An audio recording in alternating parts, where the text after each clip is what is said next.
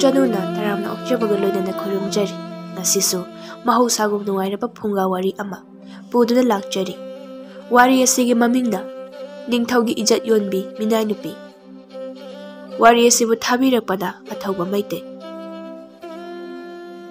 ꯑꯍꯤꯡ ꯅꯣꯡꯌꯥꯏꯗꯨ ꯂꯩꯕꯥꯛ ꯑꯗꯨꯒꯤ ꯅꯤꯡꯊꯧꯒꯤ ꯀꯣꯅꯨꯡꯗꯨ ꯃꯩꯅ ꯉꯔꯪ ꯉꯔꯪ ꯆꯥꯛꯂꯤ ꯅꯤꯡꯊꯧ ꯆꯂꯥꯝꯕꯁꯨ ꯃꯥꯒꯤ ꯅꯨꯄꯤ ꯂꯩꯃꯒ ꯃꯆꯥꯅꯨꯄꯤꯒ ꯃꯆꯥꯅꯨꯄꯥꯒꯗꯨ ꯀꯣꯜꯂꯒ ꯑꯆꯥꯛꯄ ꯀꯣꯅꯨꯡꯗꯨ ꯌꯦꯡꯂꯤ ꯂꯩꯃꯗꯤ ꯍꯤꯛ ꯍꯤꯛ ꯀꯞꯂꯤ ꯅꯤꯡꯊꯧ ꯆꯂꯥꯝꯕꯅ ꯂꯩꯃꯗ ꯂꯩꯃ ꯅꯪꯒꯤ ꯃꯤꯠꯇꯒꯤ ꯇꯥꯔꯛꯄ ꯄꯤꯗꯣ ꯃꯩꯁꯤꯗ ꯈꯔ ꯆꯥꯏꯁꯤꯜꯂꯝꯃꯨ ꯂꯩꯃꯅ ꯀꯞꯅ ꯀꯞꯅ ꯀꯔꯤꯒꯤꯅꯣ ꯅꯤꯡꯊꯧ ꯀꯣꯅꯨꯡꯁꯤꯃ ꯀꯟꯕ ꯉꯝꯗ꯭ꯔꯕꯁꯨ ꯅꯪꯒꯤ ꯑꯉꯝꯕ ꯅꯊꯧꯗꯥꯡ ꯈꯔ ꯎꯠꯂꯝꯃꯨ ꯑꯆꯨꯝ ꯑꯔꯥꯟ ꯂꯥꯏꯅ ꯎꯅꯕ ꯍꯣꯏ ꯐꯅꯤ ꯅꯤꯡꯊꯧ ꯂꯩꯃꯗꯨ ꯃꯥꯒꯤ ꯃꯃꯤꯠꯇꯒꯤ ꯇꯥꯔꯛꯄ ꯄꯤꯗꯨ ꯈꯨꯄꯥꯛꯇ ꯇꯥꯍꯜꯂꯒ ꯃꯩꯗ ꯂꯪꯁꯤꯜꯂꯤ ꯑꯗꯨꯕꯨ ꯄꯤ ꯑꯗꯨꯗꯤ ꯆꯥꯛꯂꯤꯕ ꯃꯩ ꯑꯗꯨ ꯌꯧꯕ ꯅꯠꯇꯦ ꯑꯌꯨꯛꯅꯤ ꯆꯥꯎꯔꯕ ꯂꯩꯕꯥꯛ ꯑꯗꯨꯒꯤ ꯃꯤꯌꯥꯝ ꯇꯤꯟꯕ ꯑꯆꯧꯕ ꯂꯝꯄꯥꯛ ꯑꯃꯗꯅꯤ ꯂꯩꯕꯥꯛ ꯑꯗꯨꯒꯤ ꯅꯤꯡꯊꯧ ꯆꯂꯥꯝꯕꯅ ꯃꯥꯒꯤ ꯃꯀꯣꯛꯇ ꯎꯞꯂꯤꯕ ꯂꯨꯍꯨꯞ ꯑꯗꯨ ꯃꯀꯣꯛꯇꯒꯤ ꯂꯧꯊꯣꯛꯂꯒ ꯂꯩꯕꯥꯛꯇ ꯊꯝꯂꯤ ꯃꯤꯌꯥꯝ ꯃꯔꯛꯇꯒꯤ ꯅꯨꯄꯤ ꯑꯃꯅ ꯅꯤꯡꯊꯧꯗ ꯑꯊꯤꯕ ꯋꯥꯍꯩꯗ ꯑꯁꯨꯝꯅ ꯂꯥꯎꯔꯛꯏ ꯍꯩ ꯅꯇꯨ ꯅꯆꯥ ꯂꯩꯔꯕ ꯅꯪꯅ ꯀꯔꯤꯒꯤꯅꯣꯅꯍꯦ ꯃꯤꯅꯥꯏ ꯅꯨꯄꯤ ꯑꯗꯨꯗ ꯅꯈꯨꯠ ꯅꯁꯥ ꯑꯃꯨꯛ ꯁꯥꯡꯂꯨꯔꯤꯕꯗꯣ ꯍꯥ ꯑꯗꯨꯒꯤꯁꯨ ꯃꯊꯛꯇ ꯂꯩꯕꯥꯛ ꯑꯃꯒꯤ ꯅꯤꯡꯊꯧꯁꯨ ꯑꯣꯏꯔꯤꯕ ꯇꯤꯜꯂꯤꯕ ꯃꯤꯌꯥꯝꯅ ꯅꯤꯡꯊꯧ ꯆꯂꯥꯝꯕꯗ ꯅꯨꯡ ꯊꯥꯖꯤꯜꯂꯛꯏ ꯆꯂꯥꯝꯕꯒꯤ ꯃꯀꯣꯛ ꯃꯃꯥꯏꯗꯨ ꯅꯨꯡꯗꯨꯝ ꯄꯥꯟꯕꯒꯤ ꯏꯅ ꯄꯨꯡꯉꯥꯡ ꯉꯥꯡꯉꯤ ꯅꯨꯄꯥ ꯑꯃꯅ ꯑꯃꯨꯛ ꯑꯁꯨꯝꯅ ꯂꯥꯎꯔꯛꯏ ꯃꯤꯅꯥꯏ ꯅꯨꯄꯤ ꯑꯗꯨ ꯏꯀꯥꯏ ꯈꯨꯝꯅꯕ ꯃꯥꯡꯍꯟꯕꯒꯤ ꯅꯨꯄꯤ ꯑꯗꯨꯒꯤ ꯂꯟꯊꯨꯝ ꯅꯤꯡꯊꯧꯅ ꯇꯪꯈꯥꯏ ꯑꯃ ꯈꯥꯏꯒꯗꯕꯅꯤ ꯑꯌꯨꯛꯇꯨ ꯅꯤꯡꯊꯧ ꯆꯂꯥꯝꯕꯕꯨ ꯈꯣꯡꯒꯣꯏꯅꯍꯟꯕ ꯉꯝꯂꯤꯕ ꯃꯤꯅꯥꯏ ꯅꯨꯄꯤ ꯀꯕꯣꯛꯂꯩꯗꯨ ꯃꯌꯨꯝꯒꯤ ꯏꯪꯈꯣꯜ ꯃꯆꯤ ꯑꯃꯗ ꯃꯆꯤꯟꯕꯥꯟ ꯑꯗꯨ ꯍꯤꯒꯠꯂꯒ ꯃꯩꯇꯥꯟ ꯑꯁꯤꯕ ꯑꯃ ꯄꯥꯏꯔꯒ ꯃꯌꯥꯗꯨ ꯀꯟꯅ ꯇꯛꯂꯤ ꯀꯕꯣꯛꯂꯩꯅ ꯃꯊꯟꯇ ꯎꯠꯇꯨꯅ ꯀꯗꯥꯏꯗ ꯂꯩꯈ꯭ꯔꯦ ꯄꯩꯌꯥ ꯃꯇꯣꯜꯁꯦ ꯆꯤꯛꯈꯥꯏꯔꯒ ꯎꯠꯁꯤꯗ ꯅꯝꯂꯒ ꯌꯥꯁꯦ ꯑꯃꯨꯛ ꯇꯛꯈꯥꯏꯒꯦ ꯀꯕꯣꯛꯂꯩꯗꯨ ꯁꯝꯕꯟꯗ ꯀꯤꯕ ꯄꯩꯌꯥ ꯑꯃ ꯃꯈꯨꯠꯅ ꯊꯨꯗꯦꯛꯅꯕ ꯍꯣꯠꯅꯔꯤ ꯑꯗꯨꯒ ꯃꯇꯣꯝꯇ ꯑꯃꯨꯛ ꯑꯩꯒꯤ ꯐꯖꯕ ꯃꯥꯏꯊꯣꯡꯅ ꯑꯩꯒꯤ ꯅꯨꯡꯁꯤꯕ ꯈꯣꯟꯖꯦꯜꯅ ꯂꯩꯕꯥꯛ ꯃꯤꯌꯥꯝꯁꯦ ꯁꯨꯝꯗꯠꯂꯤꯗ ꯍꯧꯖꯤꯛꯇꯤ ꯏꯁ ꯑꯩꯗꯤ ꯀꯔꯤꯒꯤ ꯅꯤꯡꯊꯧꯒꯤ ꯂꯟ ꯊꯨꯝ ꯂꯧꯖꯔꯨꯒꯅꯤ ꯍꯥ ꯑꯩꯒꯤ ꯑꯄꯥꯝꯕꯕꯨ ꯆꯥꯛꯂꯦꯝ ꯆꯥꯕ ꯃꯣꯏꯅ ꯍꯦꯛꯇ ꯂꯦꯞꯀꯗ꯭ꯔꯥ ꯈꯥ ꯊꯨꯏ ꯅꯨꯃꯤꯠ ꯅꯤꯅꯤ ꯍꯨꯝꯅꯤꯒꯤ ꯃꯇꯨꯡꯅꯤ ꯃꯩꯅ ꯇꯨꯝꯅ ꯆꯥꯈ꯭ꯔꯕ ꯀꯣꯅꯨꯡ ꯃꯅꯨꯡꯒꯤ ꯎ ꯄꯥꯝꯕꯤ ꯑꯃꯒꯤ ꯃꯈꯣꯡꯗ ꯅꯤꯡꯊꯧꯗꯨ ꯃꯇꯣꯝꯇ ꯇꯨꯃꯤꯟꯅ ꯐꯝꯂꯤ ꯑꯩꯕꯨ ꯁꯤꯈ꯭ꯔꯁꯤꯔꯥ ꯑꯆꯨꯝꯕꯅ ꯀꯔꯤꯅꯣ ꯑꯔꯥꯟꯕꯅ ꯀꯔꯤꯅꯣ ꯑꯃꯠꯇ ꯄꯨꯊꯣꯛꯂꯝꯗꯅ ꯁꯤꯒꯗꯣꯏꯔꯥ ꯑꯗꯨꯒ ꯄꯨꯊꯣꯛꯄ ꯉꯝꯂꯒꯅ ꯀꯔꯤꯒꯤꯃꯨꯛ ꯁꯤꯒꯗꯣꯏꯕ ꯑꯆꯨꯝꯕ ꯄꯨꯊꯣꯛꯄ ꯉꯝꯗ꯭ꯔꯦ ꯍꯥꯏꯗꯨꯅ ꯏꯁꯥ ꯏꯇꯣꯝꯇ ꯁꯤꯖꯔꯒꯅ ꯑꯩꯅ ꯂꯥꯟꯕ ꯑꯗꯨꯝ ꯇꯥꯈꯤꯕ ꯑꯩꯒꯤꯁꯨ ꯏꯆꯥꯅꯨꯄꯤ ꯆꯍꯤ 8ꯀꯤ ꯑꯃꯒ ꯆꯍꯤ 5ꯒꯤ ꯏꯆꯥꯅꯨꯄꯥ ꯑꯃꯒ ꯂꯩꯔꯤ ꯃꯍꯥꯔꯥꯅꯤꯁꯨ ꯂꯩꯔꯤ ꯐꯔꯦ ꯅꯤꯡꯊꯧꯁꯦ ꯑꯣꯏꯅꯤꯡꯕ ꯃꯤ ꯑꯃꯗ ꯄꯤꯊꯣꯛꯂꯝꯂꯒ ꯂꯩꯕꯥꯛꯁꯦ ꯊꯥꯗꯣꯛꯂꯒ ꯃꯐꯝ ꯑꯃꯗ ꯆꯠꯈ꯭ꯔꯒꯦ ꯅꯤꯡꯊꯧ ꯆꯂꯥꯝꯕ ꯃꯥꯒꯤ ꯅꯤꯡꯊꯧ ꯈꯨꯕꯝꯗꯨ ꯂꯩꯕꯥꯛ ꯃꯤꯌꯥꯝꯗ ꯁꯤꯅ ꯊꯣꯛꯂꯝꯂꯒ ꯂꯩꯃꯒ ꯄꯤꯛꯂꯤꯕ ꯃꯆꯥꯅꯨꯄꯤꯒ ꯃꯆꯥꯅꯨꯄꯥꯒꯗꯨ ꯄꯨꯔꯒ ꯃꯣꯏ ꯃꯔꯤ ꯑꯇꯣꯞꯄ ꯂꯩꯕꯥꯛ ꯑꯃꯗ ꯂꯥꯞꯅ ꯆꯠꯈꯤꯔꯝꯃꯤ ꯁꯣꯝꯗ ꯅꯤꯡꯊꯧ ꯆꯂꯥꯝꯕ ꯂꯩꯕꯥꯛꯀꯤ ꯐꯠꯇ꯭ꯔꯕ ꯃꯤꯌꯥꯝ ꯃꯔꯛꯇ ꯅꯤꯡꯊꯧꯒꯤ ꯂꯨꯍꯨ ꯅꯤꯡꯊꯧꯒꯤ ꯈꯨꯕꯝ ꯃꯤꯍꯧꯕꯅ ꯑꯌꯥꯝꯕ ꯃꯤꯑꯣꯏꯁꯤꯡ ꯑꯣꯏꯕꯅ ꯃꯔꯝꯅ ꯂꯩꯕꯥꯛꯇꯨ ꯏꯔꯥꯡ ꯀꯌꯥ ꯑꯃ ꯊꯣꯛꯅꯔꯝꯃꯤ ꯃꯤꯁꯤ ꯃꯤꯅꯥ ꯃꯁꯤꯡ ꯈꯪꯗꯅ ꯊꯣꯛꯅꯔꯝꯃꯤ ꯆꯍꯤ 15ꯒꯤ ꯃꯇꯨꯡꯅꯤ ꯅꯤꯡꯊꯧ ꯆꯂꯥꯝꯕꯗꯨ ꯉꯥꯃꯤ ꯑꯃ ꯑꯣꯏꯗꯨꯅ ꯆꯥꯎꯔꯕ ꯄꯥꯠ ꯑꯃꯗ ꯍꯤ ꯍꯣꯜꯂꯤ ꯆꯂꯥꯝꯕꯒꯤ ꯃꯆꯥꯅꯨꯄꯤ ꯂꯤꯟꯊꯣꯏꯒ ꯃꯆꯥꯅꯨꯄꯥ ꯁꯅꯥꯊꯣꯏꯒꯁꯨ ꯍꯤ ꯃꯅꯨꯡꯗ ꯉꯥ ꯃꯈꯜ ꯃꯈꯜꯁꯤꯡꯗꯨ ꯈꯟꯗꯣꯛꯂꯒ ꯄꯣꯂꯥꯡꯗ ꯇꯣꯈꯥꯏ ꯇꯣꯈꯥꯏꯅ ꯍꯥꯞꯂꯤ ꯄꯥꯠ ꯑꯗꯨꯗ ꯍꯤ ꯂꯤꯁꯤꯡ ꯀꯌꯥ ꯑꯃꯁꯨ ꯍꯤꯊꯛꯇꯒꯤ ꯏꯟ ꯂꯥꯡ ꯍꯨꯟꯗꯨꯅ ꯉꯥ ꯀꯌꯥ ꯑꯃꯁꯨ ꯐꯥꯅꯔꯤ ꯃꯤ ꯀꯌꯥ ꯑꯃꯅ ꯅꯨꯄꯥ ꯏꯟ ꯍꯨꯟꯕꯗ ꯂꯥꯎꯕꯒꯤ ꯈꯣꯟꯖꯦꯜ ꯀꯌꯥ ꯑꯃꯁꯨ ꯇꯥꯔꯤ ꯂꯤꯟꯊꯣꯏꯅ ꯃꯄꯥꯗ ꯕꯥꯖꯤ ꯑꯁꯥꯋꯥꯏꯁꯦ ꯏꯟ ꯍꯨꯟꯖꯤꯟꯁꯦ ꯉꯥ ꯌꯥꯝ ꯃꯣꯡꯉꯦ ꯉꯥꯗꯤ ꯐꯅꯗꯤ ꯌꯥꯜꯂꯝꯂꯅꯤꯗ ꯏꯕꯦꯝꯃ ꯐꯥꯈꯤꯁꯦ ꯍꯥꯏꯔꯣ ꯁꯅꯥꯊꯣꯏꯅ ꯕꯥꯖꯤ ꯏꯆꯦꯅ ꯍꯥꯏꯔꯤꯕ ꯃꯐꯝ ꯑꯁꯦ ꯑꯁ꯭ꯋꯥꯏꯐꯥꯎꯇꯪ ꯍꯨꯟꯖꯤꯜꯂꯒ ꯇꯣꯛꯑꯁꯤ ꯍꯣ ꯐꯔꯦ ꯐꯔꯦ ꯑꯁ꯭ꯋꯥꯏꯗ 2-3ꯂꯛꯇꯪ ꯍꯨꯜꯂꯒ ꯂꯣꯏꯁꯤꯜꯂꯁꯤ ꯑꯗꯣ ꯁꯅꯥꯊꯣꯏ ꯅꯪꯒꯤ ꯈ꯭ꯋꯥꯡꯗ ꯌꯦꯞꯂꯤꯕ ꯂꯣꯡꯗꯨꯗꯤ ꯊꯝꯃꯨꯗꯅ ꯑꯩ ꯀꯤꯅꯦ ꯏꯕꯣ Machin mayadu ubada kanyom tawrene. Mayang amanadene. Bazi, yam kigano. Kibase, mai thigan mani. Nangi waisi. Aingonda pari neiba. Ichagi wakal. Thongna laksin. Napangan napaini khangida. Tha amamuki matuni. Sanathoidu matomta hi macha ma holaga lang ama maring jumda yalaga. Mapa naidaba pat adugi mi sungchang changnadaba mafam amada hidu thaujili. Sanathoina. As sidi hamburgi hambru ngaktanine. Kaino adagi sidi. Hi atekpa u atekpa mayam sidi. Phumdi mathaki yum singsisu loyati ini. Yamna lapna hi honba nupa amana Sanathoida yenglaga. Kanano ne? Arapada hi holiba nupa macha sida. Mamsilakpa sida. Is. Mafam sidi mi changma yadaba dunidana. Tamthiba ising sadu amuk kai hoba tare do. Mana tawriba se. Pat asi hi mata tawba yaroi. Ngami sing tumna siba tare. Hi hon manupadu Sanathoidu kaudana hi machadu kanna honjilai. Hai, ibungo! Hai! Kauriba se tabra thenangbo! Sanathoidu yum atekpa maraktuda hidu tapna honjili. Somda arapadaso nupadu hi kanna honjilakli. Sanathoidu phumdi mathakta karaga. Karino, asuk fajakraba yum singse loina thudekliba isingi lamunabada moi masen Khana chainabada thudekliba jala. Sanathoidu koine yengmada hi homa nupaduna Sanathoida makhuttu khatlaga kaubadu ubada Sanathoina. Kanano? Hi honba halsidi. Hi atekpa singse thomdana kanna honjila ine. Hi honba nupadu Sanathoigi manakta khamlaga. Is asidi. Hey, ibungo! Nang buta salamagi, macha nupadu natrane. Mane khura, bazina ka ai thi over khura. Hey, noi bazina nang thiba nate. Ai nang kauban. Yum na thuna hansila. Ihe, kumthar o ne nang ba. Yum sida amuk yenga leiranu ne. Ibungo nang ba. Khura, ai gi hida thangma yawani. Mamla su hi honba adum uni. Hey, ibungo, mafam si taibang mi changma yadaba. Chahi kun haraklabani. Mafam sida tamthiraba ising sama leibani. Mamingna hiyang sa kaubani. Taibang mi tarumuk chawba wangba ising sadogi makoktu gumbir makok oibani. Makhong makhut gumbirga chap manabani. Mamaisu gumbirni. Aduga magi mawang mataw sabaldi taibang mini. Taibang mi daw na chatkani. Sanathoida noklaga. Khura, taibang mi na onba gumbir oramnani adudi. Ibungo, warisi phagitahan gano. Yumna thuna hanse. Hido thuna hodoro. Arapada phumdi ama thok nomlai. Aduga achawbanga amana pat manungdagi ising kamthorakpagi mawongda ising khara kamthorakpadu moi anina oi. Sanathoidu arapada tawribadu yenglaga hihon manupaduda. Hoi, phare khura dudi. Ihe, ibungo thuna hansine. Aidi kibana loirene. Lalo, kumtharo. Yumda halase. Khura, aina haiduse hana muda takhoni. Ai ngasi ahing simadi phumdi sida leklani. Yumda halaroi. Khura gi hida yauriba nga singdo. Ai gi hida tangkhai ama hapchinbiramo. Numidang maidi yairaga chanaba. Kaiyomgi angangne nangde. Oh, phare. Nga singse nangi hida loina hapchilamlagi ko. Se. Nang loya chathok saro. Numit se changkhidore. Ai yamna kizare. Ai hi se hondok leko dudi bungo. Ado nang anamda yam ka li bungo. Ai chale. Sanathoina nupaduda lauri. Oh, phare khura. Ado khura, hido khara thuna honbiyo. Natungda isi munungda kaido inakratu. Nupado magi hi maningda haifet yenglaga hidu kana holaga mayum yawnaba chatkre. Sanathoidu hiduda yenglaga phumdi mathaktuda phamhawi.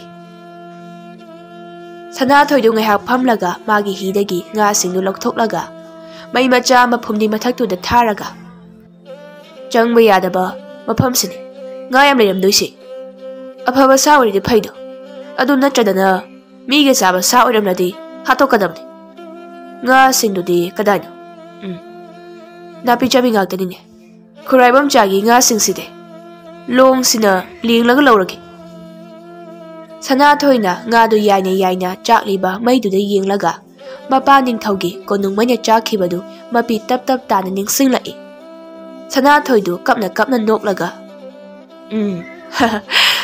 ꯂꯃꯟ ꯈꯨꯝꯗꯅ ꯇꯣꯛꯀꯗꯕ ꯅꯤꯡꯊꯧꯒꯤ ꯃꯆꯥ ꯅꯠꯇꯦ ꯁꯅꯥꯊꯣꯏ ꯃꯥꯒꯤ ꯃꯃꯤꯠꯇꯒꯤ ꯇꯥꯔꯛꯂꯤꯕ ꯃꯄꯤꯗꯨ ꯃꯈꯨꯠꯅ ꯌꯥꯔꯒ ꯃꯩꯗ ꯂꯪꯁꯤꯜꯂꯤ ꯏꯃꯥ ꯅꯪꯗꯤ ꯅꯆꯥꯅ ꯈꯨꯝꯒꯗꯕ ꯂꯃꯟꯒꯤ ꯀꯨꯝꯍꯩꯁꯦ ꯌꯦꯡꯕ ꯐꯪꯗꯅ ꯋꯥꯈꯜ ꯂꯩꯅꯥ ꯑꯣꯏꯗꯨꯅ ꯑꯩꯈꯣꯏꯕꯨ ꯊꯥꯗꯣꯛꯂꯒ ꯆꯠꯈ꯭ꯔꯦꯗ 이마기 ꯂꯃꯟꯕ ꯈꯨꯝꯗꯅ ꯇꯣꯛꯏꯕ꯭ꯔꯣ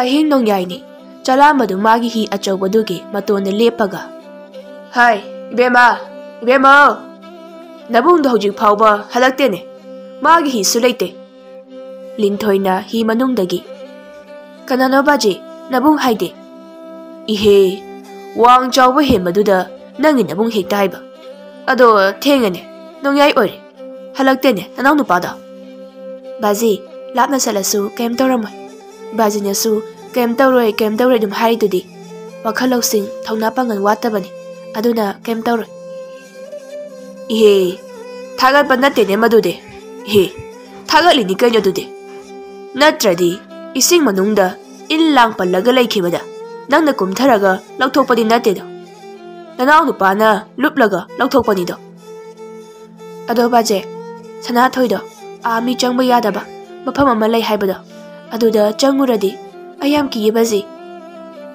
이헤 이까우 까우이네 그다노 ꯀꯥꯡꯁꯤꯗꯣ ꯑꯃꯨꯛꯇ ꯄꯨꯊꯣꯔꯛ ꯀꯔꯝꯕ ꯀꯥꯡꯁꯤꯅꯣ ꯕꯥꯖꯤ ꯉꯥ ꯇꯥꯟꯕꯗ ꯌꯩꯕ ꯀꯥꯡꯁꯤꯗꯨꯔꯣ 이헤 ꯃꯤ ꯃꯥꯡꯕꯗ ꯌꯩꯕ ꯀꯥꯡꯁꯤꯗꯨꯅꯤꯅꯦ ꯅꯪꯕꯨ 이베마 ꯂꯤꯟꯊꯣꯏꯗꯨ ꯍꯤ ꯃꯈꯥꯗ ꯆꯦꯟꯊꯈꯤ ꯈꯨꯔꯥꯏꯕꯝꯆꯥꯗꯨꯁꯨ ꯃꯆꯥꯅꯨꯄꯤ ꯊꯥꯖꯒ ꯊꯧꯃꯩ ꯄꯥꯏꯔꯒ ꯆꯂꯥꯝꯕꯒꯤ ꯍꯤꯗ ꯀꯥꯈꯠꯂꯛꯏ ꯆꯂꯥꯝꯕꯅ ꯕꯦꯃꯥ ꯀꯨꯏꯈ꯭ꯔꯦꯗ ꯀꯥꯡꯁꯤꯗꯣ ꯏꯍꯦ ꯏꯇꯥꯎ ꯏꯕꯣꯝꯆꯥ ꯅꯆꯥꯅꯨꯄꯥꯗꯨ ꯍꯜꯂꯛꯇꯦꯅꯦ ꯊꯥꯖꯅ ꯏꯄꯥ ꯅꯤꯡꯊꯧ 이범चा나 타자다 이베마 나빠 ꯆꯂꯥꯝꯕꯅ ꯅꯨꯡꯉꯥꯏꯇ꯭ꯔꯕ ꯃꯤꯡꯗꯣ ꯀꯧꯔꯗꯨ ꯀꯩꯗꯧꯕꯒꯦ ꯀꯩꯅꯣ ꯕꯥꯖꯤ ꯅꯤꯡꯊꯧꯗꯤ ꯅꯤꯡꯊꯧ ꯀꯧꯒꯗꯕꯅꯤ ꯀꯩꯅꯣ 이헤 나빠 ꯆꯂꯥꯝꯕꯅ 마디 ꯅꯤꯡꯊꯧ ꯑꯣꯏꯗ꯭ꯔꯦ 미점니 하리두디 ꯆꯂꯥꯝꯕꯅ 이따 이자누피는 아빠마도 ಕೌರಸನ 하이 린토이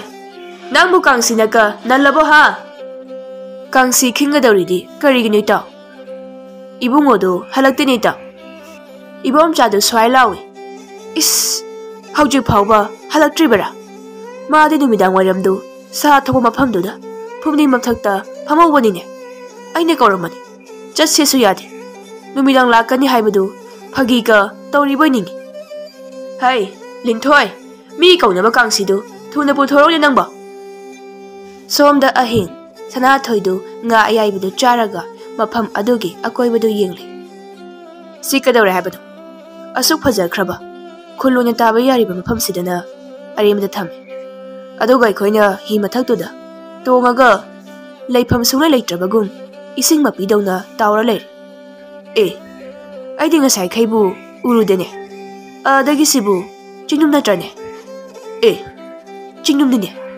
imai pema 시디 쿤따라 묵따바 야바 찡dum니드나 마시다 묵따 ጨ루버는 파네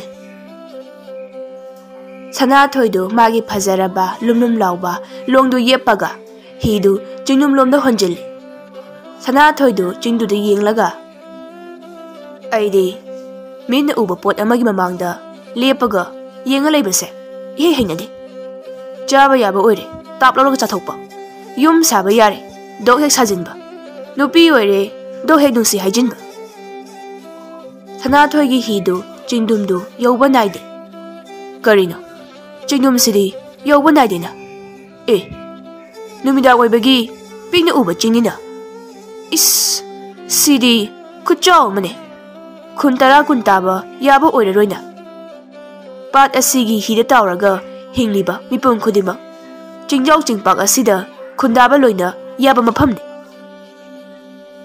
Sanathoi naudu isingda jom jom thadabaduda higi makhada kariguma pot amana daklauna ilai Sanathoi du isingda yengi Karino Mam krasida irang mo toksilay-sida Phungga warida ka yawba masana nupi oiraga mamay na nga koiba aduguma nupi ko jala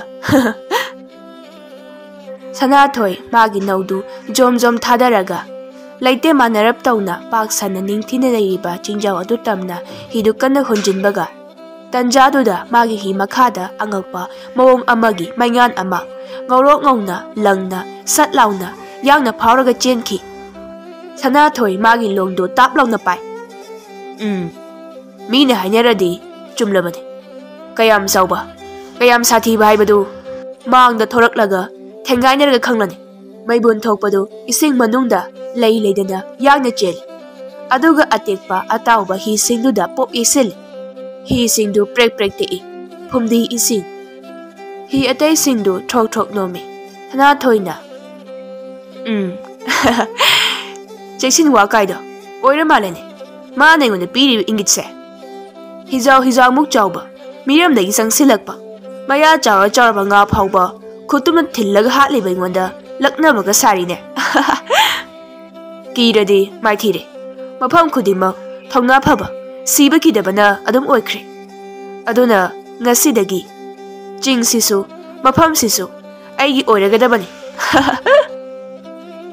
Sanathoi du matomta nok tana hidu holinge ising manungda mai hauba ngamba hiyangsa hairiba tamthiraba sa aduna Sanathoi gi hi makhadagi haijindana baklo thongalai Sanathoi du tharo olaga mathakta paikhatle Sanathoi magi longdu phatlauna satoklaga hiyangsa tamna lakna langsinki Sanathoi gi longdu angakpa makhal amagi long haibaduni Long makok tudagi mai changdaba mari macha ama sangna kapthorai aduga hiyangsa hairiba gumbir manba sa adugi mananganda long machinduna job launa yungi hiyangsa adu angakpa khonjen amada makhon hauna khonglai ngamkhai leitana pak chawra papat adu sinma thungna magi khonjena nilli somda ningthau chalamaga lakliba hili sing ama mukto patyaiduda chap lepi chalamana Sidi hiyang sana khongbudu man khredei taw ibom jana mani taw adubu aikhoina asuk kuina lerakpa sida sa sina asumda khongbadi amukta ta khidribi taw chalama itaw ibom cha si yorakladi hi se chingjau romda honjilase ichanupagi kumhai ama leire yengose hai meyam chingpak romda hido honjinsi hey Chalambana kangsidu kang launa yairaga Chingjau romda hi singdu honjili linthoi ga thajagadi atopa hi amada leihori somda Sanathoi ga hiyang sagadu angakpa mawong amada patyai aduda phunarai Sanathoi na hiyang sagi gumbir machin matonda nauduna haijindana setlauna kansele hiyang sagi machindu utummu chawna pomi hiyang sagi mamaina Sanathoi da amukan silai Sanathoi du salaga mu paithoki Sanathoi na hai mamai sina kansilam naga china na kasumuk tawrine sathi bama masase hiyang sadu maibun olaga ising manungda pungang ngana ko chenchele pat manungdo numit macha ama thokpagum pungan ngal Sanathoi su atekpa hi singdu netana magi long machindu satnaba kanna hotnari onthona kan kheda magi mawun side long marika pungta tatpa tare tawri base masidi chingdum lomda chinghobada phani ising manungdadi mana ngamkibasu yai Sanathoi du hijau amada phallang chongkhatlaga longdu kanna chingi hiyang sadu phibam amada khonglaga hi mathaktuda jom launa amu chongkhalaklaga Sanathoi da nganglaga taibang mi Sanathoi na yamna ngakna sidi maitai lon ka ngangina adu oiradi wari phajana Sanathoi yai kaino phunaraga ising nainabane He tamthibasa karigino nang nampham asida taibang mi mata changba yahandribasina hiyang sana sauna nganglaga afaba ising phajaba mafam achauba nga leifam mafam khudima aigi oigadabani taibang mi amata leiba yaroi sana thoina noklaga ai nangi sidi kayom ningsing aibo aikhoi taibang mi dasu horofam khangnaba furup amakhak leiri haujiksu lan kana hori ningthau khubamsu kana munari haiba pautai madu yamna mansila ibo mi man masa nangi se sana thoina hiyang sada karimna baduda madi yamna sauning khramale hiyang sado sana thoi tamna nganglaga songsilai sana thoisu magi longma chindu hiyang sadagi phatlana satoklaga chongthoi sana thoina saw khramale ne mi man masa se nang ngasidi nungani nang hatlaga imagi laman khumge yekna banena mai ngakta oina thengnaradana sana thoisu hiyang sa tamna lauraga songsinki hiyang sagi mamaina sana thoida pop launa haijinana kansilai sana thoidu phaina hijau adugi kachinda paisilaga pop launa thomjinki hiyang sana iya adu oiba tarabadi pat asida taibang mi amata chakta handaba tarida haujikti aina sana thoina mana khadang si nomlingai sida mayase amu higat halagi sana thoidu hiyang sada unisen silaga chawraba sadogi khongnam nuda thang machin tumba ama phatlawna satoklaga job lawna thumda yungsili aduga sadogi mangaksam aduda long maridu phatlawna kapthok halaga mangaksam da krak lawna laksili hiyang sadu sana thoigi makokta lame sana thoidu sasa laithoi hiyang samagi khongnamda yunglibadu I buru buru kapkhai satoi aduga sana thoige punde isingda jomlona thadai songthaki hiyang sadu isingda hek lupaga masadu mai branglauna amu hawi sana thoidu ising manungdagi laktana mathakta paithorai hiyang sagi asang mamaiduna sana thoidu taplauna amuk pharaga ising manungda laktana amuk singsinki aduga mamaiduna sana thoidu krak krak launa laksili sana thoina magi se aina ngasai long mari na mangakta laksin mado adumak matong tamani ne aidi kawidana ising manung sida wasu kangthore so loidore adu aisu araiba minate kadaino ne he thang macha macha da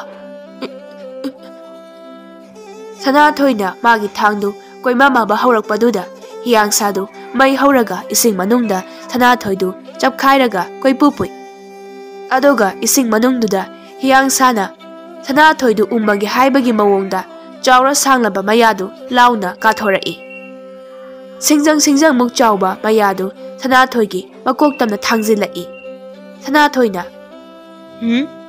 ipa ningthausu minai nupi amana tanthopire imasu wakhalenya naraga muk sikre ai samunga phaba chakkhraga halakhidre kaidudi khuraibam chagi mamangda yami kaini ngani kadai thangnangdo masidi mamaidagi hekta horage sana thoina magi thang machadu satlaga hiyang sagi mamaida job launa masing khangdana thenjilai hiyang sadu chaina khangmada waraduna sana thoidu ising mathakta laktana amulang thorai aduga mamaiduna sana thoide lamaga pop launa haijinana kansinki sana thoidu ising mathakta paina magi phajaraba longdu machindu hiyang sada aroibu oina set launa kapsilami long machindu hiyang sagi mathabakta job launa yongsinki sana thoisu hijau amada pop launa haijinana thomjinkhre masaksu ukhidre hiyang sadu kanna lauraga sana thoi tamna masadu mai chaklaga ising manungda yangna sensilai aduga sana thoidu uba udaba hiyang sana khangde mamaiduna akanma mawong amada hiduda pop launa haijindana amuka kansinki sana thoina thomjinkiba hidu singkup sana kai ꯆꯥꯎꯈ꯭ꯔꯕ ꯄꯥꯠꯇꯨꯁꯨ ꯊ꯭ꯔꯣꯛ ꯊ꯭ꯔꯣꯛ ꯅꯣꯝꯃꯤ ꯆꯂꯥꯝꯕ ꯍꯣꯏꯗꯤ ꯉꯁꯥꯏꯗꯒꯤ ꯐꯖꯔꯕ ꯅꯨꯡꯉꯥꯏꯔꯕ ꯀꯨꯝꯍꯩ ꯑꯗꯨ ꯃꯨꯁꯤ ꯃꯨꯁꯤ ꯌꯦꯡꯂꯝꯂꯤꯕ ꯑꯣꯏꯔꯦ ꯆꯂꯥꯝꯕꯅ ꯏꯇꯥꯎ ꯏꯕꯣꯝꯆꯥ ꯃꯩ ꯍꯧꯕ ꯍꯤꯌꯥꯡꯁꯥꯅ इसिंगी मथक पाखलक पसिदी नुंथिंगुम गालीने पासे हा चाव सांगलबा ममैसिने कनबदा मी यांखै तोंगबा याबा हिसे सिंकुप सारेदा अइगी चानुपादुसु सिंकुप सारमनद्रा मयाम hi singdu thaujillaga Sanathoi kana thiri Sanathoi phangde ibom chana ida ibungo du udene chalamana to a chingdum sigi matai de phamlaga leitu manakta chawraba sa sisu khillaga thamline madi karam haina hatliba ichanu pa ojerasu kire daide hi mayamdu Sanathoi gi manakta chingduna Jingpak tu da honjili. Hiyang sagi mathabak tu da lam taramuk sangba higi nau amaso thumna yung lambe. Baba chalamana hi mathagtagi Sanathoi da laura Mathabak ta yung liba nau aduna karam haina no ibungo. Sanathoi na lapna khumla Sa sina ingonda chongsilakpada nau sina ngairaga okpane baje. Oh, phare dudi. Aikhoi su Kang Panda Jong Tarake Nang Ling the Badum Tamuko do de Chahi Tangkai Emma Hojin Park Jaraba Ching Park Ching Jaudo Ngami Singi Pazaraba Laiba Amo on Tokre Aduga Sanathoi Mapa Chalambado Ningtau Happy Rami Ningtau Chalambana Mapam Adu Ngami Laibak Haina Maming Tolami Chalamaga Sanathoi Gadu Patpanda Hangchit Langli Ningtau Chalamana Sanathoi da Ibungo, nang mupatyay sida hiyang sagi sarutet libasi lauto udana. Angang nubising numidang hihon masing loy kinare. Bazi, aki bilaydaba. Tabak amata may paklaroy. Sum uraga marayang kiba pazaraksane. Ibungo nang se. Yam kisila ibo. Bazi, kiba yadabagi wari saraga sum kisala ibo karino. Sanathoi mapa ningthauga phagi taunaringai ibom chaga majanupi thajaga changlai ibom chana itaw ningthau chalamana kari mingong duitaw adude itaw ningthau da ngasidi karigumba wafam ma hawdokchage lai ni ningthau itaw ibom cha onthokna haina khirida mingong do kariwa tanadoinu phamtharo phamaga tanasi Ibom chado machanupi thazada haifet yenglaga Sanathoi ga ningthaugi manakta phamthai aduga ningthau chalambada ichanupi thazana ibungo Sanathoi si pamla male nungsira male ichanupi si ibungo da pithokrasi taw mamang mahada choironda panglonda loimasi tabayam hainadre thazadu swailawi ningthau chalamaga Sanathoi gadu thazada ngakna yengi Thaza yam sauna mapada Kari aibudu karam kanda haike aina haibadi padyagi seru thedise ki khak haibiu haiba natra ha Thazana mapadu patlomda laktana inthaki ibom chadu isingda jomlang tasinki ningthau chalamaga Sanathoi gadu wawa nokthorei Thazadi Sanathoi de ikaira male Sanathoi de mamaidu ngangli yengli Sanathoi su thazada noklaga yengli ibom chana isingdagi Hey angawbi nagi nateng pangmi bu kanana isingda inthanagini hey khura thaza se yami kaikre aduna mai kaidana ba aina dum senajaragi noi ikayam khangde ningthauna amu hoi ni bema moi ani se ikayam yam khangde laibak sara sandringai thuna luhong thobana Paroidraha, itaubi, masang matau haire, Rajkumari dagisu, saruk tarahil, imau thazana. Sanathoi do mapa ningthauda amu khodomi thillaga kanna noksili. Thazadu ikai mandana, Linthoi kauri. Linthoi, tabro, kai lege, Linthoi. Linthoi na patpandai insona sona. Tare nama. Hantakti Thaza yauna moi mangado punna wawa noe. Chahi ama haujinkre adobo Sanathoi mama mapagi lamai khumba haiba wakhalda ngasisu lengdana leiri. Sanathoi do chingjau adogi khwai matonna leplaga mapa ningthongna ningthau palamba laibak lomda yengli. Aduga Sanathoi gi khwangda yepliba longdu lauthoklaga longdu pairaga atiyada thangatlaga lauri. Adode ngami laibak ase aigi khutta leirabadina lami sengat patai. Ipak asigi wangmada uriba Patra minay nupina pan malibak ase. Ahing amada tumna manghan batay. May thalok patay. Aduga aigi kuya kada minay ngum thamatare. Maramdi minay nupina ngam balibak ni. Minay loina ohen batay. Hahaha. Chahi phade Sanathoi na ngami laibaki ising lanmi lising yangkai humpu semgatle.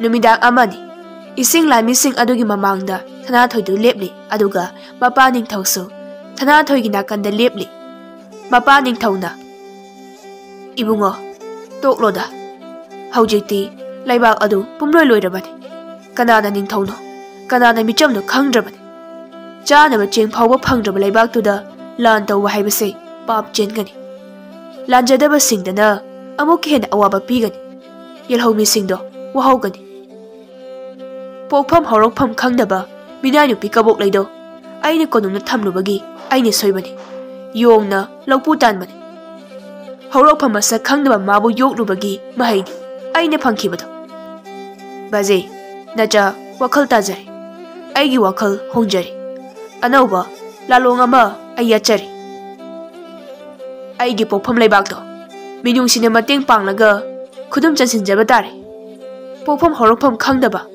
lon sumanadaba miyoi kayana ireibakse khudum chansilaga aini yenglaga legedaba nupado dinate lanmisa lalong hongdokle hijau singduda cheng hawai chana thaknaba nga insang napi thana thana hapchilu adobu khulai matik chana paigadaba aigi aphaba lalongda ayeba pirakpasin bangak samdu tubat kakthaklamgadaba lanmi lising humpu mukto hijau lising tara muka loinana chala mana ningthau oiramba laibak tu tamna kanna honjinkhi ningthau du hi singdu da yengna magi asigumba maching asinani makok thongma luchingba puren ama oiba ngamli basi mai pakna halakani chahi ahumgi matungni Sanathoi gi asengba pokpham laibak tu su Sanathoi na aphaba wakhalon ga loinana khudum amuk chansilami laibak adugi ningthau su Sanathoi na oirami